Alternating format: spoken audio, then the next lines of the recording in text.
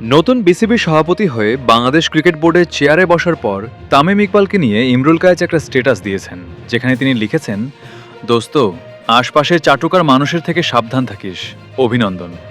হ্যাঁ, তামিম ইকবালকে অভিনন্দন জানিয়েছেন ঠিকই, আবার বলেছেন তারা আশেপাশে যেসব চাটুকার মানুষ আছে সেগুলো থেকে সাবধান থাকতে।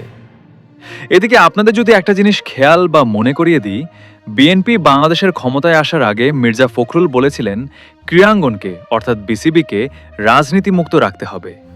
অথচ আজকে বিসিবিতে এডহক কমিটিতে মির্জা আব্বাসের ছেলে স্বরাষ্ট্রমন্ত্রী সালাউদ্দিন আহমেদের ছেলে, এমনকি অর্থমন্ত্রী আমির খসরুর ছেলে পর্যন্ত জায়গা পেয়েছে। তবে যাই হোক, বাংলাদেশ তার নিজস্ব গতিতে চলছে। বাংলাদেশে কি হচ্ছে না হচ্ছে সেগুলো জনগণ শুধু দর্শক হিসেবে আজীবন দেখে যাবে।